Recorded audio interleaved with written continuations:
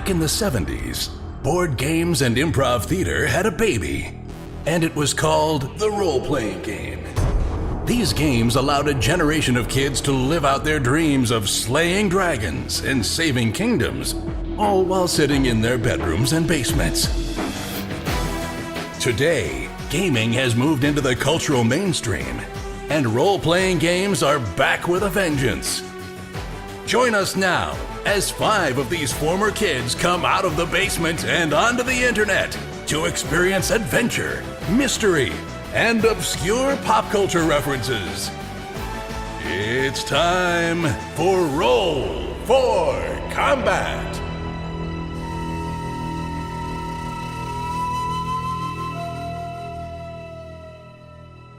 Hey everyone, welcome to Roll for Combat. I'm your GM and host Stephen Glicker, and in this week's show, we have Amanda Hamon Kunz, the author of Book 3 of Dead Sons, Splintered Worlds, and she is joining us on the show where she's going to be playing some of her favorite NPCs from her module while the boys continue to explore Eox.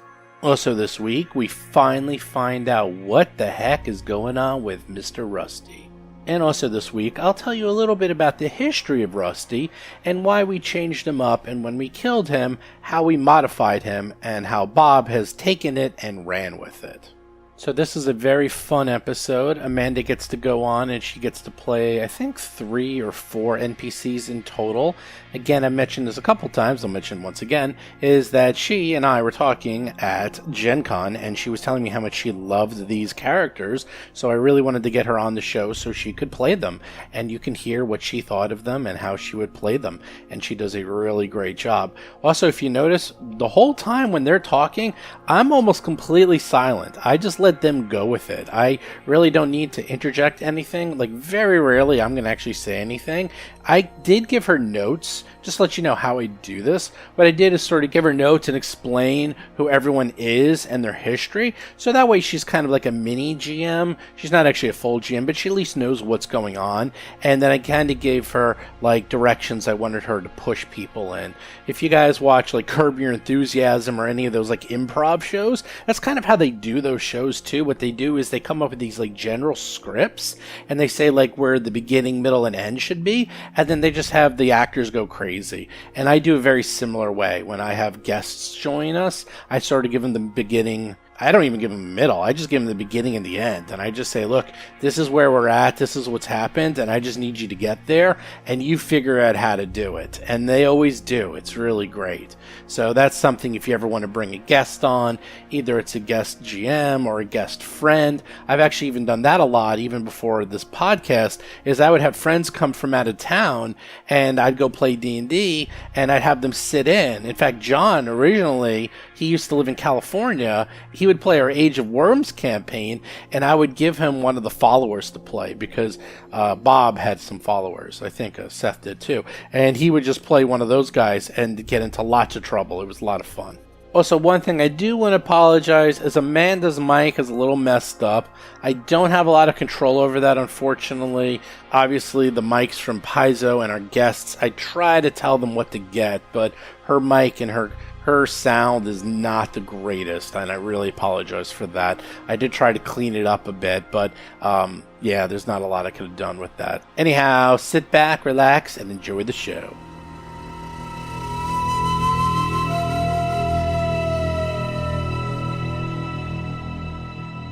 So you guys land on Eox, you go through customs, you end up in the Splice, and we have a special guest today. We have the actual author of Splintered Worlds, Amanda Hamon Kunz, the managing developer for Starfinder from Paizo, who is going to help me GM tonight because there's some goofy NPCs that I know we talked about at Gen Con that she really, really liked.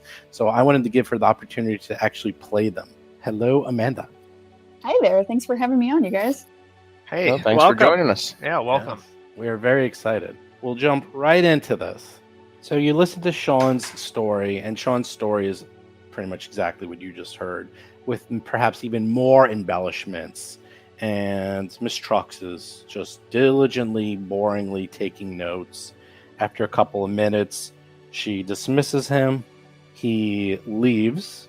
He sort of gives you a nod. It's like, see you later, Bill. Walks on off. And then Miss Trucks is just taking her notes and writing and typing out a few things and completely ignoring you guys. Chris Beamer is playing the Lashunta operative, Hiroji. She just continues to ignore you. Yeah, make loud scraping noises with the chair and stuff. Jason McDonald is playing the Isoki mechanic, Tuttle Blacktail, and his drone, Cheddar. Mo bellows out, "Excuse me!" See if that gets her attention. John Statz is playing the Vesk soldier, Mo Dupinsky. Starfinders, huh? You look like Starfinders. Yep, Bug sent you? Eh? sounds like our number. Come on, boys. Yes. Yep. The bug did send us. I think I heard 84. Do you have any condiments like donuts, or Refreshments? or anything? Just look like a restaurant to you, boy. No, we don't have any refreshments. What do you want from me? Mo's gonna look up the room. He's looking the room over to see if Is there's this a- anything. Desk that we're in front of? What is that exactly? Yeah, basically it's a desk and It she's looks like like there's a behind skeleton in glass. Could be. Does look like there's a skeleton in the glass. Excuse me. What is Different that? cultures use different decorations for their offices. There's no reason for you to stare. Bob Marquis is playing the human envoy, Rusty Carter. It could be Halloween. I'm very nervous of being in Eox. You're Rusty, the maybe you resident- better do the talking here. Yeah, Actually, Jason, I think it's all Well, Dr. Tuttle. yeah I Dr. was going to Tuttle. say, at least I was going to say you start, and if it gets into the academic water, because right now we're talking Corpse Fleet, which is more general. I suppose that's true. I say, oh, hello. It's a pleasure to meet you. My name is Rusty Carter. I'm in charge of this organization from the Pathfinders. Every one of these guys works for me personally. Starfinders. I put a credit in the jar. And it's all of these fine people work for me, except for the robot who seems to be independent. We were actually sent here to talk with you because we understand that you are the entire universe's most prominent expert on the Corpse Fleet, and we wouldn't want to go to anyone else. A rat man with a robot. That's original. You say I'm the universe's, only agent, but you know that most of the stuff is garbage that's reported to me, right? Petty, stupid complaints about the neighbors, outright lies about rivals and enemies. None of them have anything to do with the Corpse Fleet. Sometimes we get a legitimate lead, but when that happens, I forward it on to the government, Pact Worlds, Pact Council, all that. So I'm told. This time, I guess I'm giving it to you, huh? Well, actually, Yeah. this is why we were sent to you. We were told that amidst all the morass of useless information, what you needed is the most brilliant curator of that information to really actually organize it and find out what the true nugget is in there. That's why they sent us to you. I suppose I have some reports there that the bug told me you'd be interested in. Let me go find them. Hold on 1 second. And while she's doing that, I want to talk to the, confer with our group, say, we have information about the Corpse Fleet. Should we give it to her? Because we ran into them. Oh yeah, sure. definitely. We might not want to tell her about the whole, the entirety of it, but we might want to tell her we got attacked. Oh, it's tell her everything. Chiswick sent us to her, so trustworthy as far as I'm concerned. Also, we didn't actually do anything bad on that asteroid that I can recall. I'm not sure we want to make the whole, the Death Star weapon public knowledge. though. True, that's true. Okay. I'm not overly trusting of this planet. Okay, I will suggest. Okay, and we can edit the Death Star out. Miss Trucks comes back and she hands over 2 incident reports to you. All right, your mission is of very high importance to me. I'm supposed to say that. Here are these 2 reports. They're the only ones with any merit at all recently. Authorities might get to investigating them soon, but I'm willing to bet that your business is more urgent. So here you go.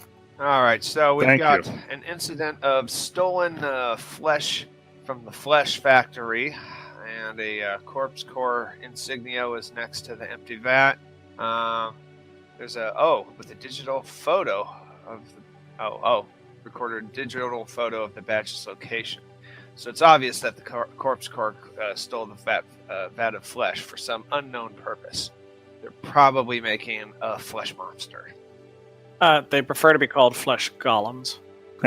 All right, and the other one is an incident of another incident of suspected activity. All right, we have a flatmate of someone's says she needed to purchase. Here we go. New outerwear. Ha! That's a curious test considering the late hour. In any case, she never returned to her flat.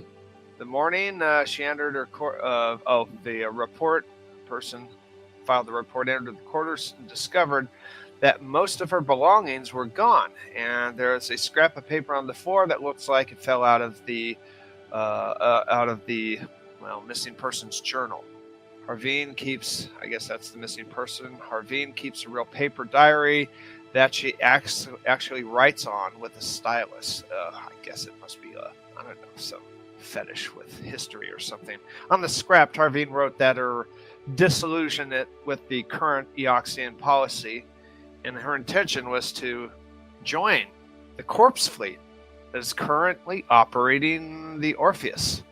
I believe that Harveen has left the splice to enlist in the corpse fleet. Oh, alright, so that's a lead. I like that lead.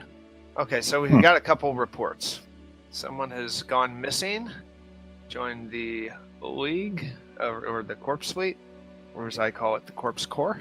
And the ministry has a flesh golem being manufactured. Well, let's not jump to conclusions. Conclusions have already been reached. Yeah, I've already jumped over there. I think it's good. It could be some college kids doing it as a prank. I don't know. College kids make flesh golems all the time. What still be both. What do you make of this one, Edda? I mean, this is there's one that's obviously a great lead, and this other one, they're making a monster, you know. Well, I just take the reports. I don't do anything else. It's not my job, you know. I file them, I send them on. You want to take on the corpse fleet by yourselves, you count me out. You have fun with that. I'm just a government employee, and that's way above my pay grade. Well, okay, we can certainly check out both of these, but I do want to ask, when it mentions about the fleet that's operating in Orpheus, you wouldn't happen to have more specific coordinates than, that entire segment of the universe. No, I mean, who knows what they're actually doing. Like I said, it's not my job. That's the authority's job. Far above my pay grade, but I can tell you that the lady there that filed that report, she just lives right down the way, and the gentleman who filed that other report about the flesh-worn fabrications or whatever, that stench that you smell, makes me real hungry. That's just right around the corner. Oh. Both those places look like you could probably follow up with them. I mean, I guess, if you really wanted to. Let's go to the close one. Yeah, we'll go to the closest one next. Yeah, we'll definitely do that. And you seem like you're a little understaffed here. Really? What gave you that idea? I just wonder the commitment that the Eoxian government has to actually dealing with the corpse fleet. Well, these lovely digs that you see here are the best that Eox has to offer. And I tell you, I love my job all day, every day. Nothing but just glamour and fun. I get my free housing upstairs, as you can see that. And every single day, it's my neighbor kicked my pet skull crab. I think she's a Corpse Fleet sympathizer. Corpse Fleet stole my brand new bone found from my front yard. Never ends. Bunch of garbage. Well, we'll definitely follow up on these. These look promising, and we will report back to you. And to the bug. And we really appreciate it. Whatever. I don't care. I mean, you do you. Oh. Well, is there any way we can thank you? My Vesk friend here may not mind if you gnaw on his arm for a little while. I mean, you looked hungry. Hey, wait a minute. No. Oh, that's just a little tough though. But I do really love that flesh that they make in that factory. If you find any, I want to bring me back a little bit. It's kind of like chicken. It's kind of like what you might call chicken.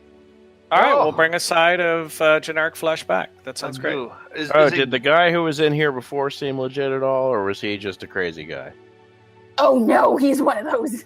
Just I'd say probably some kind of feud or something. He had no evidence. He had no details. He didn't know what he was talking about. He's just full of crap like the rest of them. Let's go. It's right around. Very good. You've been extremely helpful. We'll bring you back some. Don't let the door hit you on the way out. I mean, thank you for your time or whatever. Two quick things. Winetta remembers that the ambassador instructed to give you a stipend and also that a place to stay. Oh, a Ah. stipend. Now you're talking my language. I mean, I guess if you really want it, here's like, I don't know, 1,000 credits, something like that. I don't know. Bug told me to give it to you, told me to let you stay upstairs. It's not like I get a choice in the matter. You might as well do it. Can you recommend a fine restaurant in the neighborhood? I mean, I'd say the factory, but they tell me to keep my fingers out of those vats. Oh, we can stay upstairs? Yeah, I got a nice little closet for you. It's all set up. There's little pallets on the floor and everything. I even moved the filing cabinets. Oh, that sounds nice. Oh, that's so nice It's of a you. tempting offer. Oh, yeah, it's real posh digs up there, let me tell you. Okay, mental note. We have to tell Chisix about our standard of living in the future. Yes. Yeah. Right. We spent extra to have our Bring ship's him up to rooms speed. be. I know, we are like reality TV stars. It's We an should get honest something mistake. a little bit better than this. Yeah. I said to make you a place, and I made you a place. What more do you want? Oh, no, we're happy with that. Oh, you've been nothing but kind. Something better. I mean, I thought so. All right. So in addition, you get each 1,000 credits. That actually came from Nor himself. 1,000 each? Yes. Wow. Oh, good. You can Oh pay my me god. back. I give 800 to you're right, Rusty. I should have taken you up on your deal. All right, Mo. Don't spend it all in one place. I give him 800 credits. Cha-ching. Okay. You pay off your debt.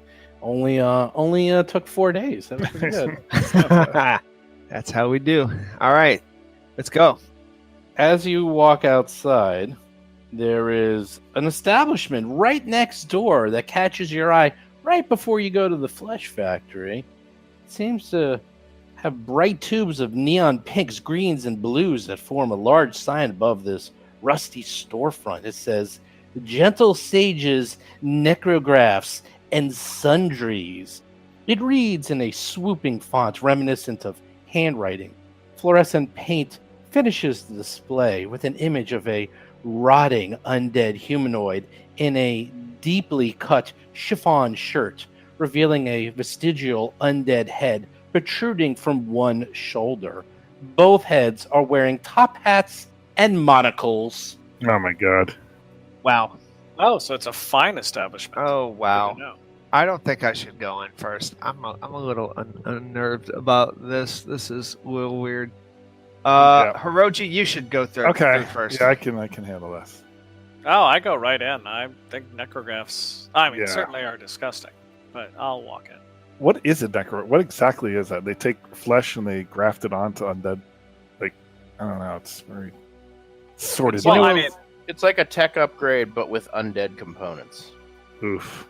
Do you walk in? I do. You walk in, you see a large assortment of things like eyes, hearts, bones, arms, legs, spinal cords, all beautifully displayed and all quite undead, with prices everywhere. Sure enough, you also see a undead man behind the counter who looks exactly like the sign outside. And he greets you. Ah, yes, customers who bear the spark of life. I am the gentle sage. You are most welcome at my necrographs and sundries, but do know that I will not tolerate breathing on my wares. It conveys the stench of the living, don't you know, which is most off-putting from my normal clientele. Or you understand, I'm sure. Yes, we do. In fact, we do understand. Yeah. If you like, we can activate our spacesuits. That indeed might be most tolerable. Yes, I do like that idea. Yes. All right. Well, Mo puts his visor down on his golem forged plating, and he starts explaining that we're from out of town. Well, yes, of course you're from out of town. Do you think I did not notice that? You don't look like the rest of my clientele in this area. That's because we're Starfinder investigators, and we understand that there's something missing. A whole vat of flesh? That can't be right. Where's the typo in this? You are Voxel Darksend, right? What? No, I am the gentle sage, Voxel Darksend. I cannot say that I know such a creature. You must be looking for someone else.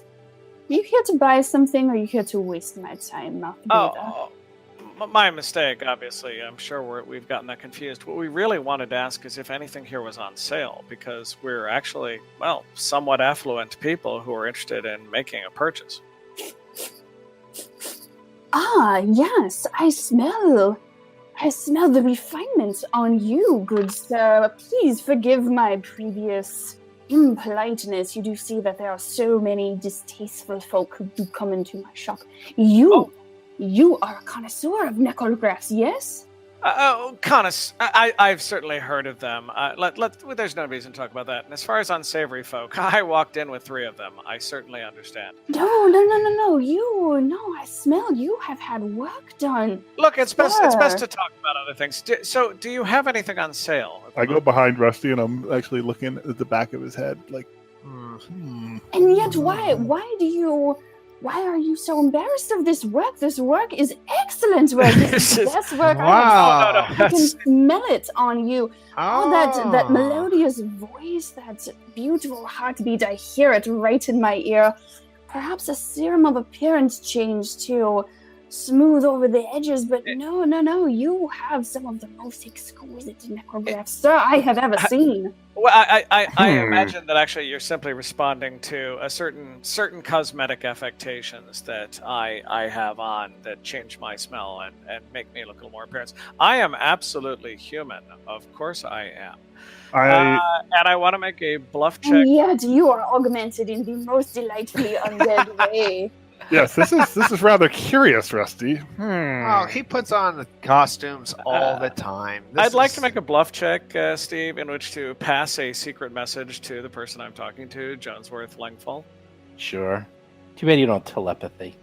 I, however, do have telepathy.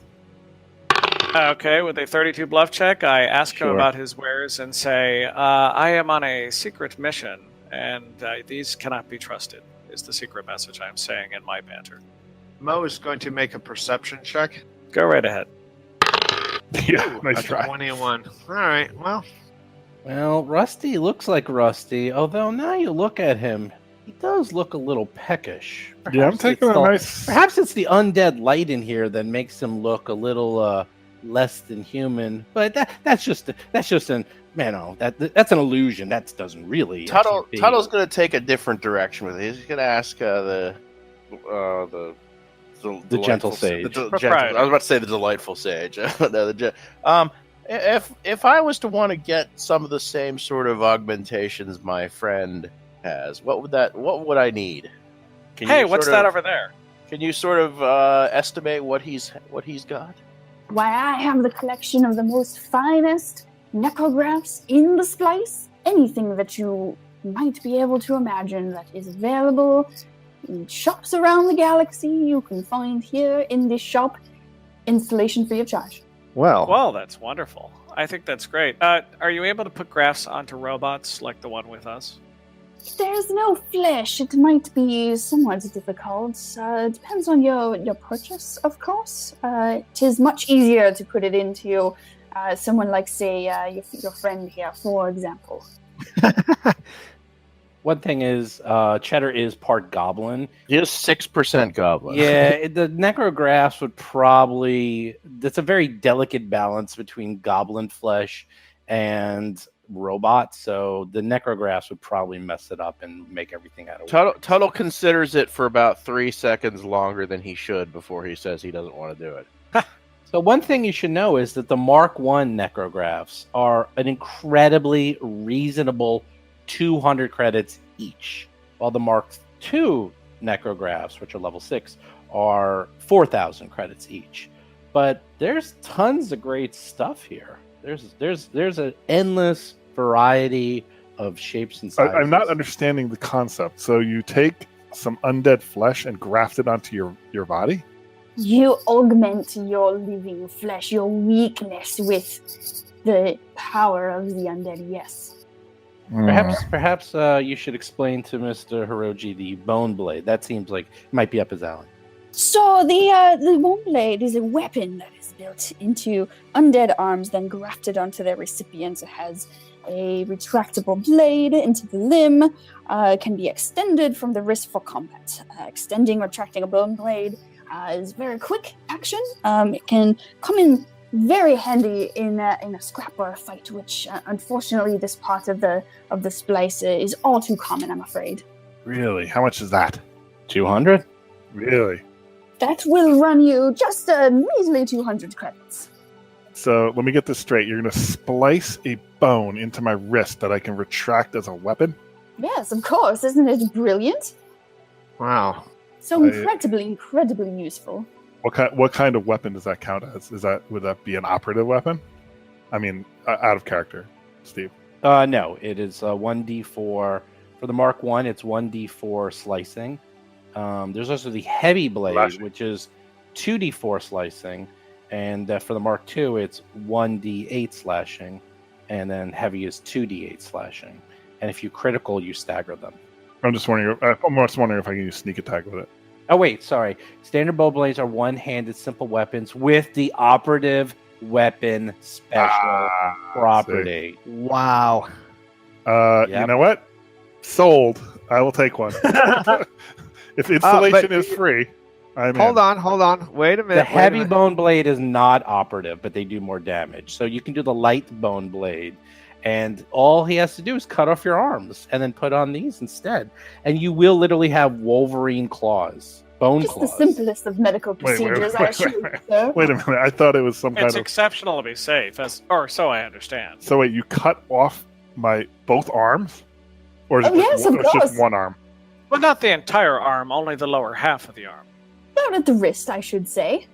Although I could go up a little higher if you do prefer it. Have more undead flesh to augment your weakness. Or your living, breathing body. Oh, so disgusting. Oh, unfortunately, Hiroji is out of credits. I have 200 credits. Oh, that's right. Oh, I have You exactly. walk into my shop without credits. How dare you? Rusty over here is quite wealthy. As But is. not for your human companion. I would simply ask you to leave my premises. They have spendable coin, though not perhaps as much as they should. Certainly not to the standards that I'm sure you're used to yourself. Oh, and speaking of which standards, actually, I actually have heard there's been other riffraff that's been coming into this neighborhood recently. I don't know if you've seen any. Oh, why, yes, there are always these distasteful gangs of individuals who come and want to be rough, and they want to throw their undead weight around. They want to act superior. Of course, I do not brook in such tactics. I don't approve of such techniques, but there are gangs of retired Eoxian Navy professionals and gangs of street rats and other such unmentionables who do roam around these parts. Yes, you are correct. Have you actually seen any of them recently? We were just actually talking to a friend of ours that we're staying with in town, and she said there was just recently like a theft of an entire vat of flesh from the factory across the way. That seemed unconscionable. Ah, well, yes, that is rather odd. Usually the crimes that are committed are petty larceny and a little bit of assault here and there. Some people take things so personally. But an entire vat of flesh does seem strange, I do admit. Oh, but you don't know anything about it. Oh, I'm sorry for troubling you. My apologies. I was just making conversation. As if I care about these crimes that are committed. I am simply here to sell my wares and add a little bit of class to this place. You see, it is so lacking. do you mind the crime around here? As long as they leave my shop alone, I suppose it's fine. Like I said, I don't mind being the most refined creature on this block. Mo is going to show him the report about the stolen vat and say, where is this place that this vat was stolen? Oh, yes, Fleshworm Fabrication. Yes, rather distasteful place. They have such an ugly fence and the smell. Although I do understand that some find it appetizing, it is rather off-putting to my refined sensibilities.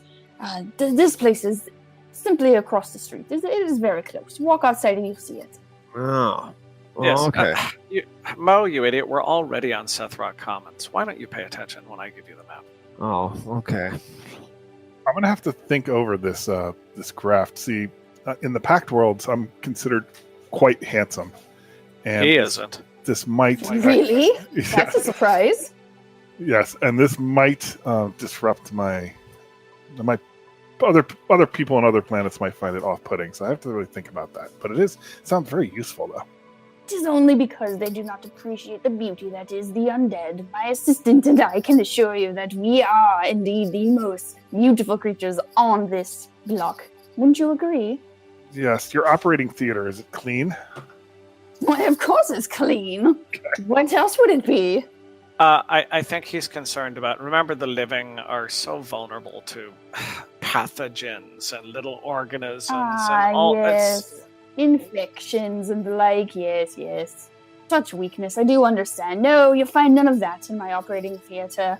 I take pains to make sure things are clean, and make sure that there are no diseases, and no bugs, and nothing of the sort. Don't you worry your pretty little heads. Ugh. All right, I'm gonna have to think. Now I'm gonna have to think about that. I'm gonna have to think about that. How long does this operation take? Mo is curious. He's a curious Vesk here. How long would it take? Would you ask how long it would take an artist to finish a painting? Would you ask how long it would take a master sculptor to finish his magnum opus? It takes as long as it takes, sir. Oh, okay. And by that I mean a couple of hours. Oh, we have time for that. Yeah, let me think about that. It seems like a big commitment. Let's do this in stages. First, let's remove Hiroji's arms, and then he can actually mull over what he wants to do with it. Is it arms? They take your arms or wrists off or hands off, and they put new hands on there. Is that what you're saying to me? Well, how else would you do it? That's how you do it. The human is correct. As usual, I knew you were the smart one of the group. What are you waiting for, Hiroji? Go ahead, do it already. Nah, I'm not doing it. Do it yourself. It's your loss. There's lots of other beautiful necrographs. I'm sure he would be interested in selling it. I'm very poor, though. That's my problem. Like, I can only afford cheap ones. But some of these other characters might like some other necrographs, like an eye or something. Do you have an eye of Vecna? Who is this Vecna you speak of? Is this some other ghoul I'm unaware of? Probably, actually. Yeah. There are wraith motes, which do replace your eyes with glowing red motes of fiery red light, which smolder and produce thin trails of white smoke. It allows you to see in low light, dark vision, or even greater.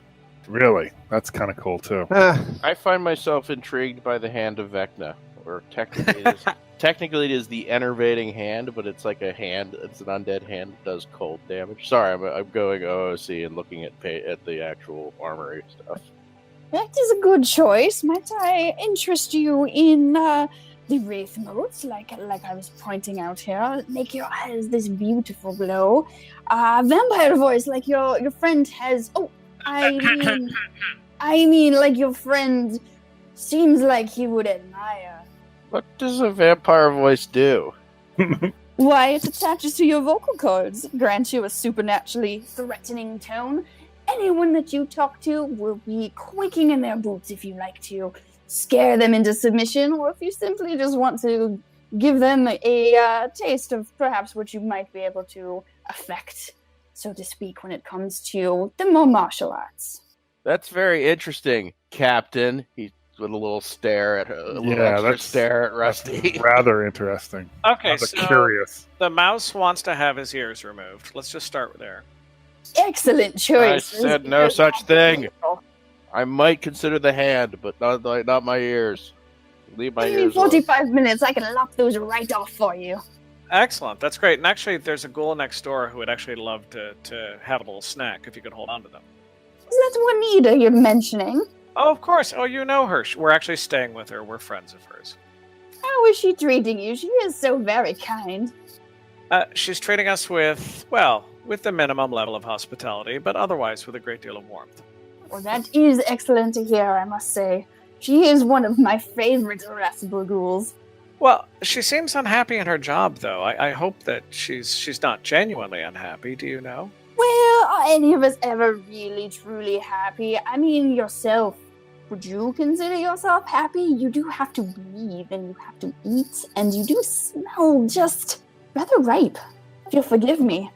And just look at my companions. You have no idea. Well, this is all fine and good, but this is not getting us to. We're looking for the corpse fleet. Yeah, we're gonna. I think Let's- we're gonna come back to there because Yeah. you have some very interesting things, but it's a little. Actually, do you have any Corpse Fleet customers? I'm just asking from curiosity. I hope you don't mind. Do I have any Corpse Fleet customers? Why, of course not, sir. That would be illegal. No one on Eox has anything to do with the Corpse Fleet, and that is our official position, and you shall not convince me to admit otherwise. As I say, we're staying next door with Professor Trek, so obviously I was only asking on her behalf, but obviously I realized I was out of place. My apologies. Yes, you are sorry, aren't you? He's so sorry. Rusty, what's wrong with you? Do you need me to do the talking? I would like a No, phantom. no. I was completely very sorry with everything. that I did Phantom there. basal ganglia. Wow. Yeah, there's a lot of cool stuff in here. Mark III. Take your time, look about my wares, ask any questions that you might have. It's not like I'm on a timeline the way you are a mouth breather. Yeah, I'm gonna take a pamphlet and I will look it over and I'll be back. Do have a good day, please. All right, Mo's gonna take his stinking corpse, stinking Thinking body. mouth breather self. Yes, Okay. that's a good one. Yeah.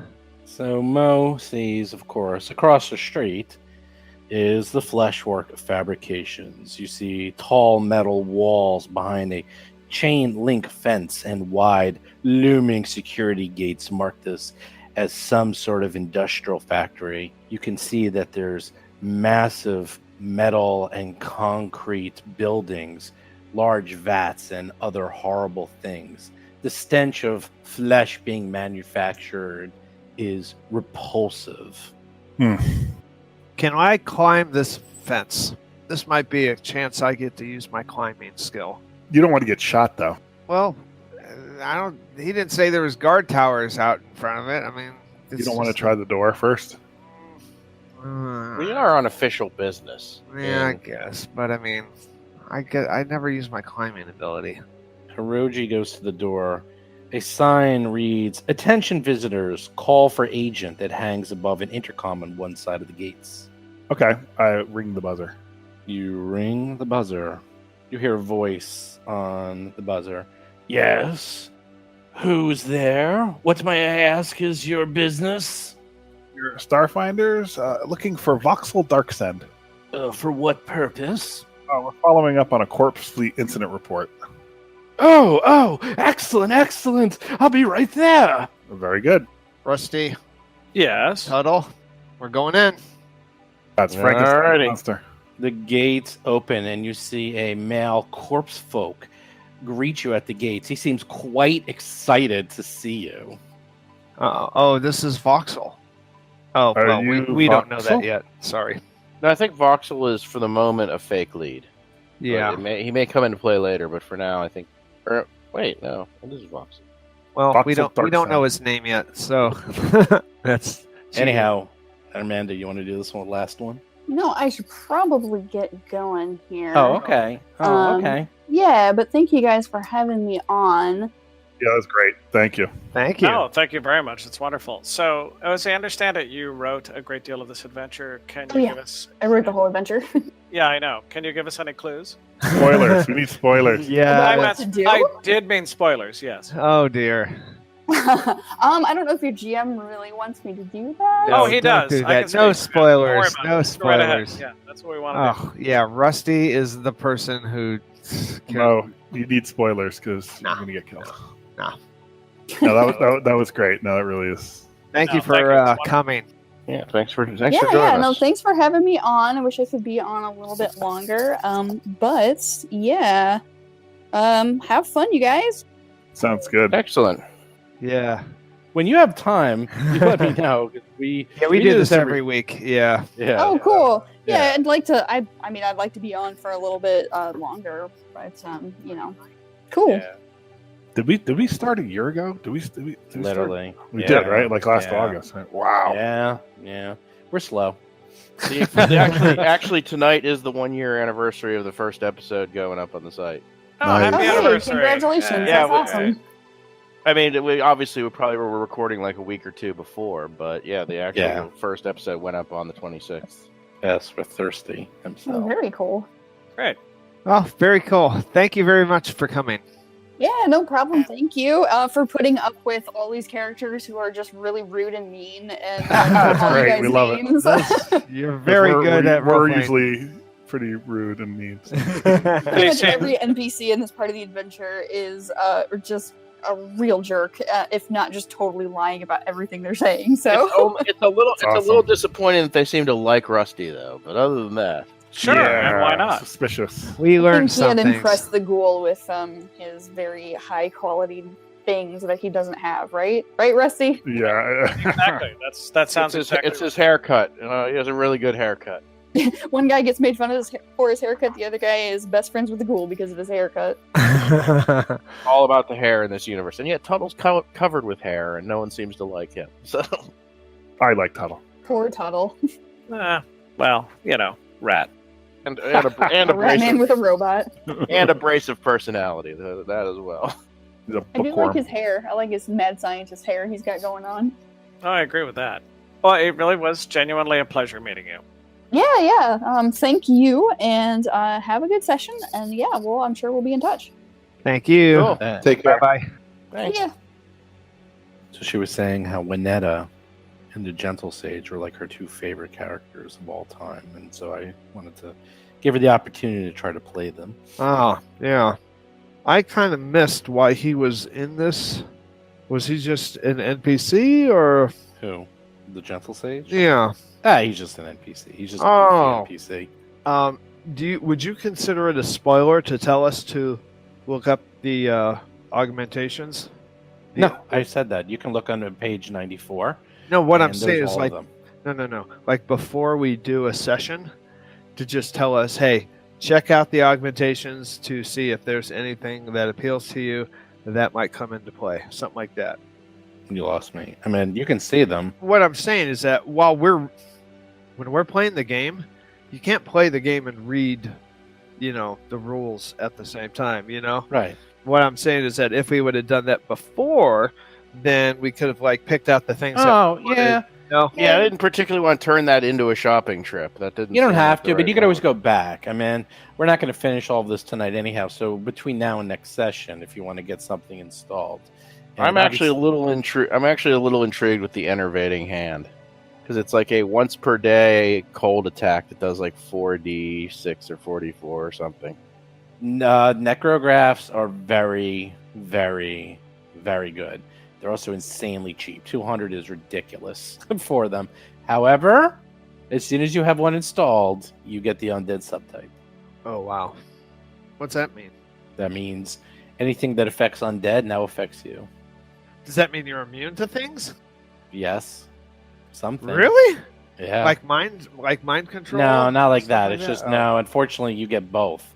So it's sort of it helps with certain things that That's what I figured. yeah, Yeah. it helps with some things. It's not great, but it actually, if anything, it's worse because things that like, oh, this does damage only to undead. Normally, you'd be like, oh, I'm living, it doesn't do damage to me. It's like, no, it does damage to you both living and undead because you're both. So it's Oh, like that's you don't good. get the benefits, you only get the Right. negatives. Right. Uh, Okay. That makes sense. Yeah. But these necrographs are really good. I knew the bone blades are literally bone claws from Wolverine. Yeah. Yeah. Those are cool. The heavy ones are excellent. I mean, 2d8 slashing. I mean, you can't use them as an operative weapon, but that's pretty good. You know, That is I pretty just good. like the name these squirming entrails. Oh yeah. that one's even great. That one's great. I love that. Yeah, one. I like that one too. They're all good. They're all really good. But that's kind of gross. That's really gross. Oh yeah, they're all gross. Yeah, I just can't picture Mo. He's more Like meat cutting and off his potatoes. arms or cutting off his Yeah, legs that- or something. Doing this, that's kind of crazy. That's a little off the beaten path. He doesn't do that. We have more questions than answers about Rusty. Well, I'm More sorry? questions. That was so good. Wow. She You was got totally, worth it you got totally outed. just for that. Rusty got outed. I don't know what you're talking about. And by the way, I made every bluff check there. Yep. Worst kept secret ever. Well, while admitting nothing, you guys have actually heard vampire voice at least once. Really? When we were fighting that one creature that tried to drag us into the slime pit, I said I wanted to taunt and get his attention, and my voice altered into a strange, dark, nasty voice, and it attracted its attention. It gives a bonus on intimidate checks. Nice. That actually saved Mo's life. Wow. So So, there. yeah, at least once you actually heard vampire voice. That's what I'm saying. Yeah, I like the there's cool abilities that it gives you, but it's so filthy. It's undead. You actually get the undead subtype once you get one. Well, I admit nothing. I mean, undead are evil. No, they're not. Yes, they Undead are are. not evil. They're Undead not. are evil. They're not. Not in this corner of the universe. Undead equals evil. I bet a paladin would have something to say about that. Yeah, there are no paladins. There are no Thank you. Yeah, paladins. but there are holy weapons. Like there are holy water grenades and things. That is true. There's actually a holy fusion, which is Right. quite useful against the undead. Right, exactly. And disruptive fusion also. It's like, why would those things exist? Those are holy, i.e. good, and they work on things that are undead, i.e. evil.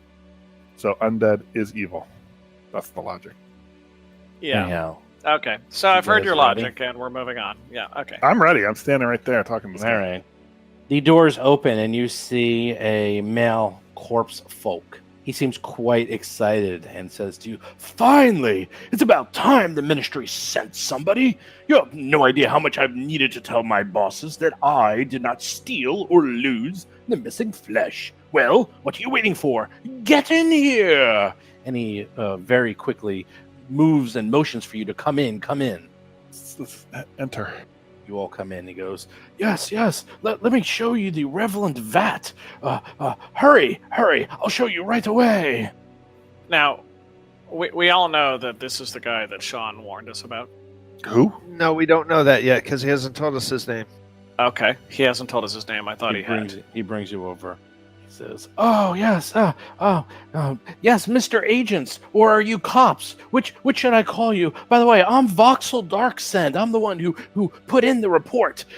So officers, over here. Mo gasps. and You don't have to points call us to him. officers, but let's not really discuss exactly what level of authority we're at. It would probably be best for both you and us alike, all right? Why don't you just tell us the story in its entirety from the beginning? Oh God, yes. I'm so sorry. I'll keep it quiet between us. Official business and such. I get it. This is excellent. I'm glad you're amused, but this is business. Could you get to it? I'm not kidding. Intimidate of 33. Do you use the vampire voice?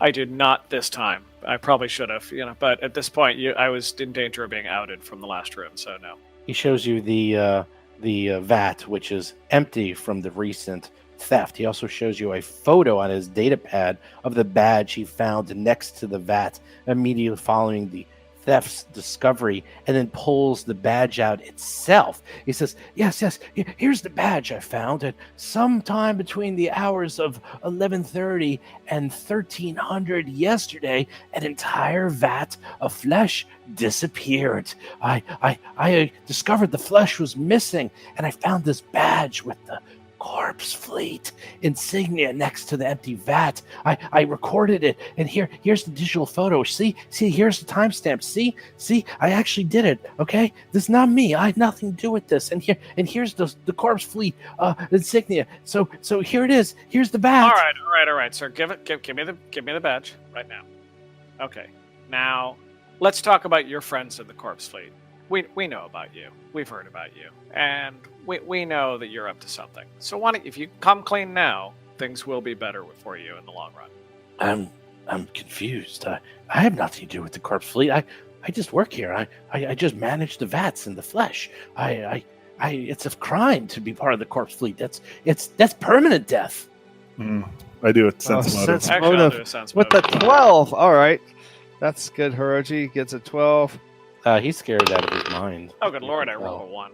Rusty rolls a 1. I still had an intimidated 33. I hope he would actually respond to that. But all right. He's scared out of his mind. Yeah, he's terrified. Mo has an 18. Nice. He He senses everything. Nothing escapes me. Nothing. I only get a +8. Yeah. You know, 12. Yeah, they Suddenly has a realization. Wait a minute, Rusty has a vampire voice. He does he sense any motive at an 18, or is that too low?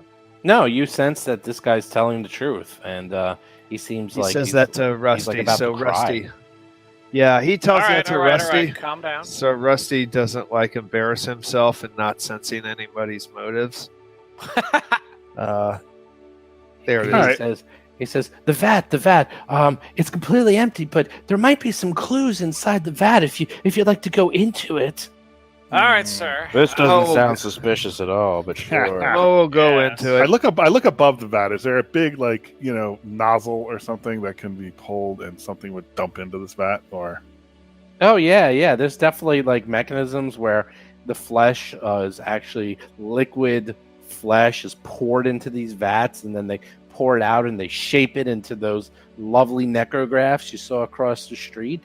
Arms, legs, eyes, other beautiful things. all right, so you know what? I'll look from here. Rusty, why don't you go get a closer look? I don't really wanna- Mo is in the vat. Yeah, Mo's in the vat, but Mo can't see anything.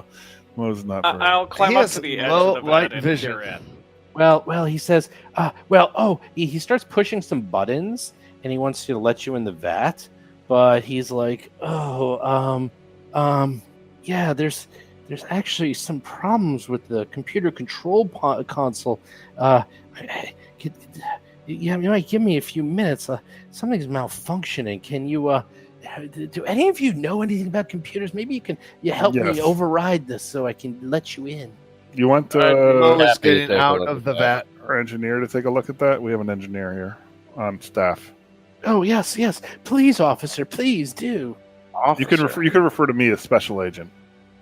Okay, special agent, and Right, you, yeah. officer. What's your name, Captain. He's looking. Sorry, he's looking at Tuttle. is this going to be computers or engineering? I'm sorry. Computers or engineering, either one. Computers 26, more than enough. You just type in a few quick commands and are able to override the jamming mechanism, and the vat opens with a psst, and he's like, oh, excellent. You agents really know your stuff. I'm very impressed. It's like, yes, Mr. Vesk, Sir Vesk, Agent Vesk, if you'd like to go in. Okay. Mo You jumps can in. just call him Vesk. That's fine. I'm Agent Mo. Agent Mo, you climb into the vat, and even for a Vesk, the smell is overpowering. Well, As that's why this- he's got his faceplate down. I know, but even with the Oh, face really? plate down, yeah, it's one of those things. You know how no matter as much as you try to keep Yeah. out the smell, it still doesn't really work. Yeah. That's what this is. It's just overpowering, especially inside the vat. All right. Well, he's searching around inside the vat, just feeling around, going round and round. Ding, ding, ding, ding. Give me perception check. Yeah, 16. 16. You're searching around, and in the bottom of the vat, you find a curious bone spur-like shard among the scraps of synthetic flesh left in the vat. I think I found your problem here. You got yourself a bone shard. You want to keep those out of here. These are no good. What is that? I take a close look at that. You continue your look. That's all you can find. There's little gobs and goops and remnants of flesh in here, but obviously this is the only thing that you found of interest is these bone All right. spurs. Mo's going to get out and shake. He's going to give a good shake when he gets out of the vat. You're like a wet dog. You're just gonna shake he's all gonna over get a everyone. Good shake. I better He's stand gonna clear. whip that tail all the way around. That tail- oh, there's so much. Hey, Hiroji, where are you going? Yeah, I want to keep clean. Although No, he gives you as much warning as a dog does when it's wet. So you're wet now. It's just some great. flesh. It's not a big deal. Actually, I'm looking at Rusty too and seeing if he kind of probably enjoys this because this is like food for him. No, I'm ignoring your observation. Mr. Darksend, is it? Is that your name? Darksend? Yes. Well, And- you find anything, sir? That your legal name we're going to find in records? Of course, sir. All right, as you say. We're going to need a couple of, well, actually, probably several buckets of the flesh that's remaining in that vat as we take back for evidence. Our scientist here, Dr. Tuttle, is going to take care of that back in our lab. If you could arrange for that, I'd appreciate it. In the meantime, what I want to know is how could a bone spur get into your flesh? This is supposed to be flesh only, isn't it? Yes. Perhaps it's a clue. Perhaps the proprietor who stole the flesh left something behind. A bone spur. Those are not supposed to be in there. So that sounds like a clue to me. What do you say, agents? I think he's right. What This is a bone clue. spur exactly? Oh, I don't know. Maybe you know. If anyone has a mysticism, you might be able to figure out. Oh. Life science? Life science? Mysticism. Actually, I let me do think that I can because I'm the assist only now. one. Hold on. I think I can assist now. Hold on. 4 for mysticism. It's a bone spur, Mo. I will make my own roll because you rolled Nine. gets before a, I could rolls do a it. 3. That's 2 Hiroji threes in a gets- row. There's a 13. Let me tell you. Wow, all of you know that it is a bone Pretty spur. sad. Perhaps with a little bit of space Google and some time, you might be able to figure out what this is. I think it's a bone spur. I told you. And I'm assuming that you're giving us the idea that there should not be bone spurs inside your vats of flesh. Is that correct? Oh, of course not. Our vats of flesh are kept at the utmost cleanest. We only have the finest flesh in our factories. Well, maybe he knows what it. Like, what is this? What is this? Do you know what this is? Like, explain this to me. He looks at. I'm not from this world. Let's see. Maybe he would know. He has no idea what this is. Like, I don't know No what one it is, does. but it's not supposed to be in there. Wow, we're all a bunch of ignoramuses. Now, obviously, we don't have to take this up with any of the authorities about the fact that you seem to have non-flesh items in your actual factory conditions. Maybe, though, you could give us records of everyone who had access to this area during the period of time that you're discussing. Oh, well, I don't really have records so much as that would be everyone here in this factory, and that's thousands of workers. So it's I don't know. I'd have to ask my authorities to give me and release those, even to someone such as yourself. But I can follow up with it. Of course, I will follow up and give you release information as much as possible. I think this weird thing that we found in here is the key. So we need to research that a little more. I think.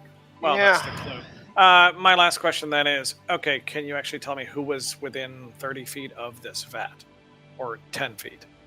Well, the other clue is the computer breaking down. Maybe another computer check. Like, does this thing break down a lot? Oh, actually, it does. It's been Oh, malfunctioning for a couple of weeks now. So we some people thought that perhaps that this just could have been computer error or a glitch of some sort. But I know for a fact that this vat was full of flesh. The only other person who was really in this area was myself and Sean. Sean? Sean? Oh, we know Sean. Oh, we met Sean. Yeah. Oh, we know Sean well. He's the living, isn't he? Oh, Sean. I like Sean. He and I are buddies. It would never be him. He's trying to become undead. That's a long road to take. He would probably do nothing to jeopardize his transformation. You wouldn't happen to know where Sean is right now, would you? Why, yes. I think he's working around here. Would you like me to get him? In the meantime, I can get that bucket of flesh if you wish. Yeah, definitely a bucket of flesh. Oh, several buckets, as I said, for our lab work. Well, I can get one for now, and then I'll have to get the So- rest released. So you're holding back on us now. No. Is that It's what I'm above. hearing? It's above You're my not- pay grade. It's above my pay grade. Oh, he seems really. He's like, I'll get you something else though. I'll get you something else that I think you'll like. Hold on a second. Hold on. I start jotting notes in my little my computer pad as he's rushing off. You're being so mean to Mo this wants guy. to know what you're writing. I want what to are you bring some writing flesh down? back to our hostess. She's being very nice and giving us pallets. Well, you got a Is whole that, bucket is that the full. accepted gift amongst the undead? So it She brings asked for flesh some back? flesh. Yeah, well, why does she need 2 buckets, though? I mean, she's got Well, Well- there's breakfast in the morning. I mean, There's also maybe a midnight snack for Rusty. no. Please, Ah. you've seen me eating human food persistently. Mo wants to know what you were writing down in your little pad there. No, nothing. I was faking it. I wanted him to be scared. No, he falls for it. But I fooled you. Yes, I understand. he falls for it. He comes back with a vat of flesh, and it's clearly labeled as like garbage. And he's like, "Don't let the label fool you. That's just so that you can bring it over. However, before I can hand it over to you, I do need you to sign an affidavit that I can show my superior, stating that you've confirmed that the corpse fleet was responsible for the missing flesh. Plus, I have an extra surprise present to give you that I think you'll all enjoy. And by the way, I found Sean." And Sean's like, "Hey, Bill. Hey, guys. Are you here about the complaint I put in?" We're here investigating quite a number of matters, Sean, as I think you know when I talked to you earlier. Oh, that's right. You were looking for something with the corpse fleet, if I remember. And yeah, them corpse fleet. Yeah, we hate the corpse fleet. And both him and Vox are nodding their heads, like, yeah, we're loyal. We're completely loyal to Eox and all of the Eoxian citizens. Yes. Wait a minute. Dispensing motive. Hold on. Wait a minute. 22. They're telling Oh, the truth. I can add a d6 to that. Hold on. They are? 24. They're still telling the truth. Yeah, okay. Huh. But when I hear we're completely loyal, I figured I'd check Sounds that one. fishy. Sounds really fishy.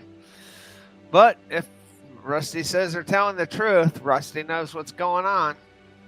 Yep. Rusty's got a pretty good track record on that front himself. I have no idea what you're Yeah, talking about. yeah he's okay. he hasn't lied to us. So actually, the professor probably would be a good one to have a look at this bounce bird, right? Yeah. Well, the academic. I don't know. All if right, that's well, his official title. Let's thank these guys. We might need them again. I'm going to need your thumbprints and a little bit of your own flesh for evidence, just in case we need to talk to you. Just a little scraping, some cell scraping. Certainly. After you sign the affidavit, we'll be Of happy course, to hand I'm over happy all to. of that. Of Oh, course, I'm happy to sign it. excellent.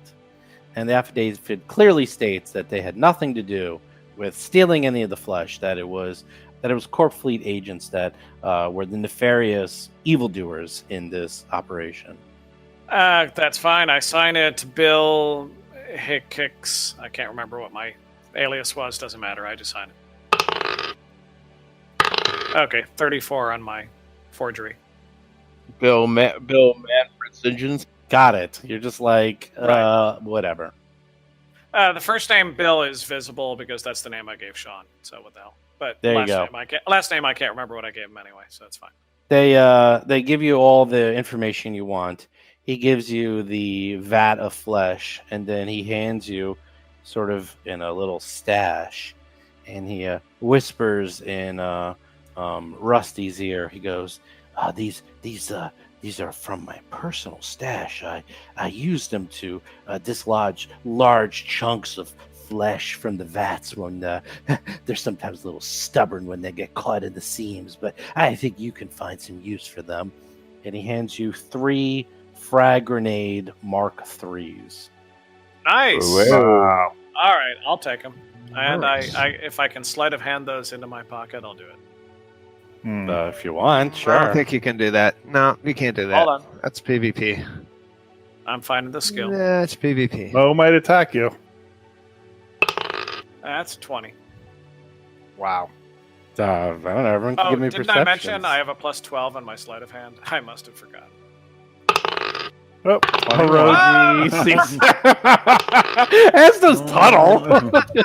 27 perception? Oh my gosh, Tuttle. You know As what I- that means? That means no one in your party trusts Rusty. That's what that means. As I notice their observation, I give them a quiet little thumbs up to let them know we're all doing this together. Don't you worry. Yeah, we got to get up pretty early in the morning to get something by me. Usually we're doing that against you.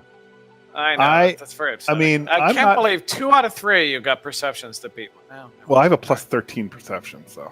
Yeah, and I have a plus 12 sleight of hand. I hadn't realized this was going to be a problem. All right. Well, I'm not even proficient in grenade, although I do like grenades quite a bit. Tuttle briefly considers pulling the pin on one of them, but decides not to. Can I use telekinetic hand to pull the pin on one of them? That's a good idea. Noticing their regard, I move over here and I immediately hand one to Dr. Tuttle so he can, examine it. And I'll offer one to Hiroji, but then I'll remember, gladly take. you're not proficient. Never mind. Here, let me hold on. Yeah, but it's a pretty easy to use though. Okay, I give one to Hiroji. Thank you, sir. Appreciate that.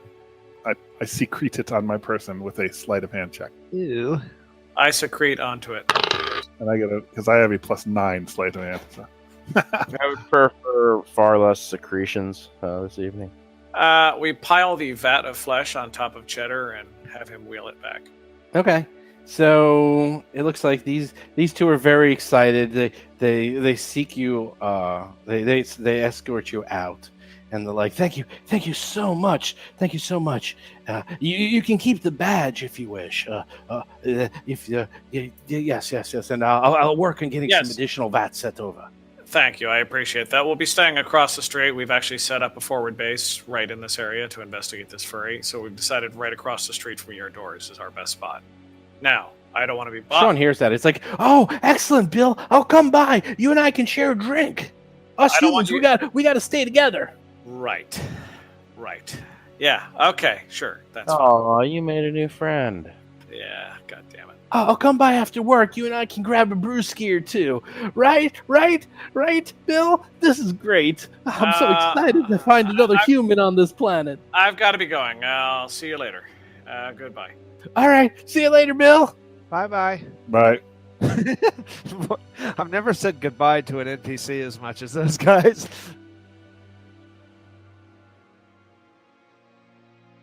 Hey, everyone. Steve here. So there you go. You finally find out what was going on with Rusty. Almost every single person thought he was a Boras. That's actually a really good backup if anyone dies, because a Boras is just sort of someone who's taken from their original form and then turned into the undead version of their form. So I actually have that in my back pocket in case anyone else dies. I might have them turned into that. But this was a little bit more elegant and a little bit more out there. And I'm going to go through the whole history in case you ever want to do something like this similar to your game as a PC or a GM. So back when Starfinder just came out, you got to remember there weren't really that many rules out. I don't even know if Alien Archive was out yet. Like, we just had the basic rules and that was it. And we were playing Book 1 of Dead Suns. And one of the problems with Book 1 is they were in an area where they couldn't leave. And they all got infected. Not all, but Rusty got heavily infected with this disease that was going to kill him, because it actually is diminishing returns. Like, you have to make 2 saves consecutively in a row, and if you fail, you go down the track. And each time you go down the track, it gets harder to make the saves.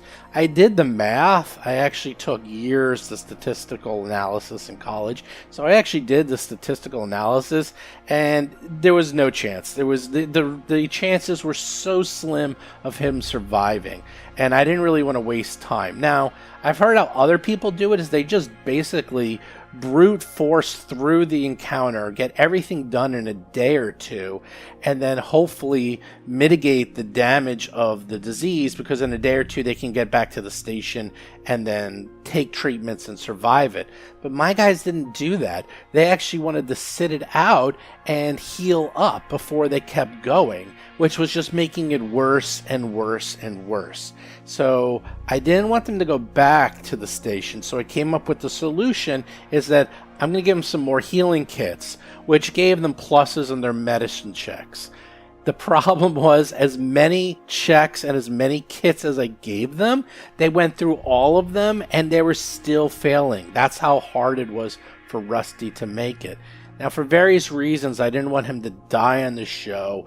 First of all, it was in the beginning. Second of all, they were stuck in this area where it's going to be very hard for me to figure out a way to get someone else into the show and into the environment they were in. And actually, just for like playing style, it's actually hard to kill someone off right at the beginning. It's actually easy to kill someone off right at like level 1, but at level 2 or level 3, that's actually some of the hardest times to kill someone off, because that's when people are starting to get their legs under them and you guys are starting to figure out how to play together as a party. So I didn't really want to kill them off. Plus, they were completely isolated. It was the very beginning of the isolated part of the adventure. It was going to be a logistical nightmare. And quite frankly, selfishly, I didn't really want him to completely die for the sake of the show itself. Now, do trust me, if they die now, they die. Okay, it's a little bit easier now. There's a lot more options to get them back into this, and there's a lot more rules that have come out now. We got Alien Archive 1 and 2 and Pack Worlds and Armory and lots more. So there's just more out there. But at the time, there was not that much out there. The show was new. We were stranded on that ship that was isolated and quarantined, and he was going to die. So I came up with an idea. It's like, okay, he's going to have these experimental Eoxian packs that were actually going to replace his flesh with necrotic flesh, and there's going to be nanites going into his flesh and changing his flesh to necrotic flesh. That was my original idea. And when it happened, I spoke to Bob and I said, this is what we're going to do. Every time you level up, we're going to actually have you take a little bit more of the undead traits, and you're going to slowly transform yourself into an undead. And he was cool with that because, quite frankly, they're pretty good. Like, suddenly he had dark vision. If you notice way back when, he started saying, oh, you know what, I can see in the dark, and other undead traits he was getting. Now, of course, Bob only cared about his looks, or should I say Rusty just wanted to make sure he looked really, really good. He didn't care he was turning undead as long as he looked great doing it. Which brought me to the next thing. There is a serum of appearance change that is fantastically powerful. It's dirt cheap. You can just drink it, and then voila, you can appear as anything you want. And it's 100% effective, and it's sort of permanent. It's kind of ridiculous how cheap this thing is. So, with that, he had some undead features in him, and then he had the serum of appearance change, and everything was really good, and everything was working out great.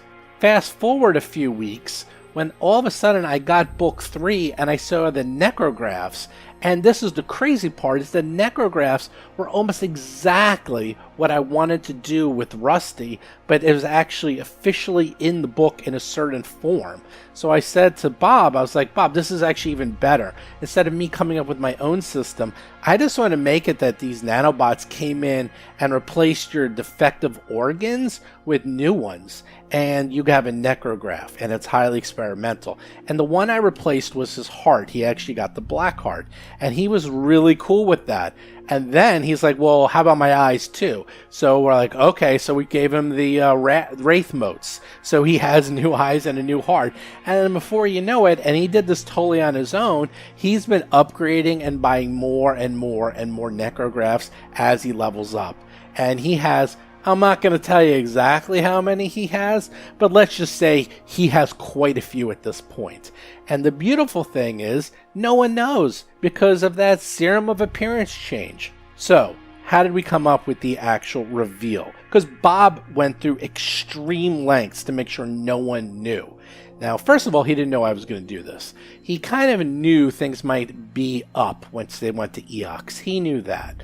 The second thing is, I made a very important point to have Amanda do the unveiling. Because if I did it, he might have fought me or given me some pushback.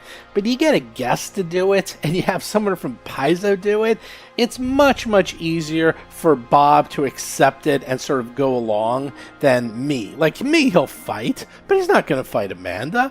And suddenly, he's caught up with it, and he's actually having fun with it. And the other thing is, how do you get past the appearance change? It was perfect.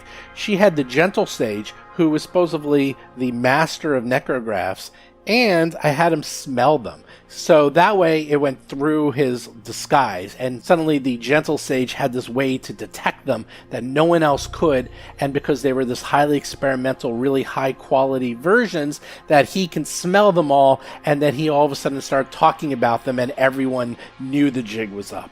So there you go. That sort of was the whole enchilada, if you will, of how I thought this up. So overall, once again, how it was going to work is I came up with my own method for him to slowly turn into an undead, but I usually don't like trying my own things, and these guys also don't really like it so much, that we like to use official materials from the books.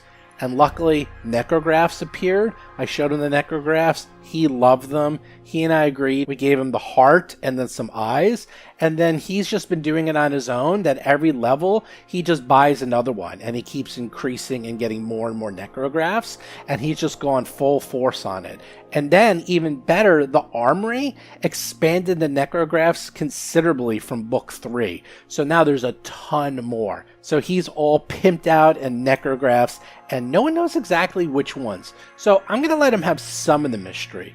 You do know that there's eyes, you do know he has vampire voice, and you do know he has the heart. I'm going to give you those 3. He has more than that. He really has a lot, and not all of them are Mark 1. There you go. That is how we sort of took a character death and instead turned it into something fun and memorable, because people are never going to forget how this guy, who continuously goes on and on about how great humans are and humans are the best, and he's kind of speciesist, but reality is that he's not even human himself. So again, it makes for a really fun character development. It's something we're going to remember for a long time, both as players, and Bob really likes this character a lot. And this is, again, things that none of us planned out.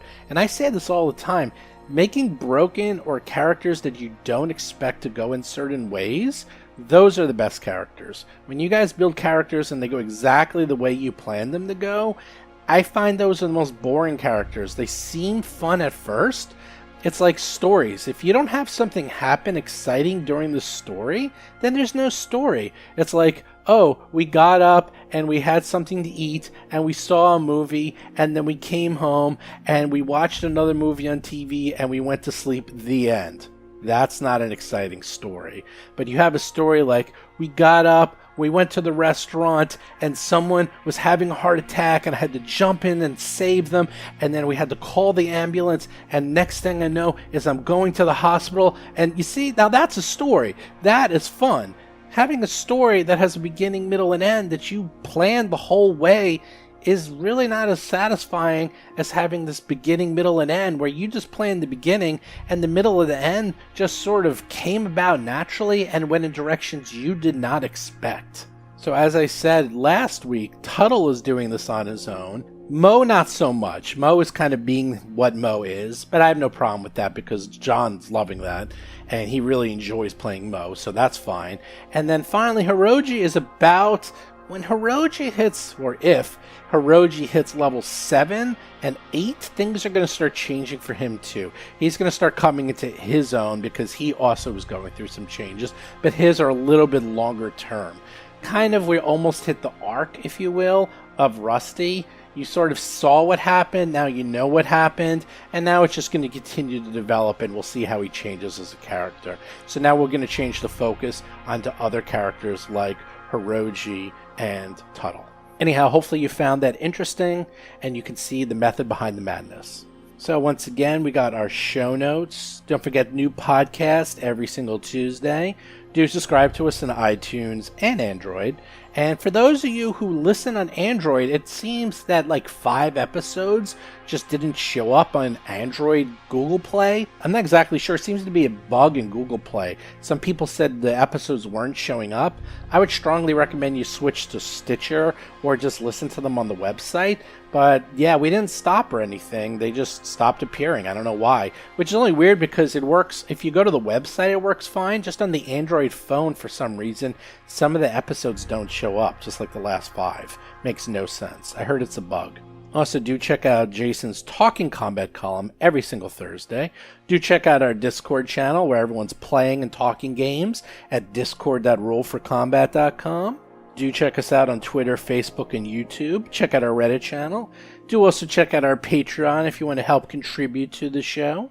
And then finally, I've been saying this for a while, but something cool is going to be coming up on the show. I promise you. I'm still working out all the details. You know, it's very hard to sometimes work out all these details, but I am working them out. And then finally, has anyone out there has tried the Crate Fiend, my monster that I created for Signal of Screams? I would love to know how it went. I would very much like to know how my creature went and how it killed or didn't kill someone or how it ran. I'd love to hear any stories out there, even if you just throw it in as a one-off. It's a CR3 creature, and unfortunately, my guys are a little too high for me to throw it in. I think it's too easy for them to kill, but if I ever run another level 1 or level 2 module, I'm definitely going to throw in my creature and kill them dead. Anyhow, with that, I will talk to you and see you guys next week. See ya. You've been listening to Roll for Combat, a Starfinder actual play podcast. If you have a question or comment for the show, please visit us at rollforcombat.com or drop us a line at contact@rollforcombat.com. You can also find us on Twitter, Facebook, Discord, and other social media platforms.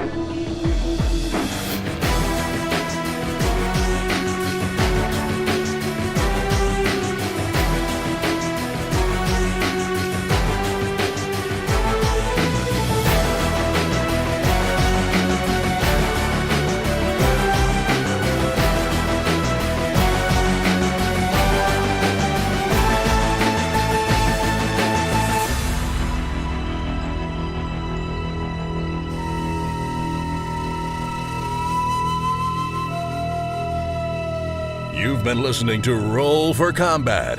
Until next week, always remember to attack the darkness.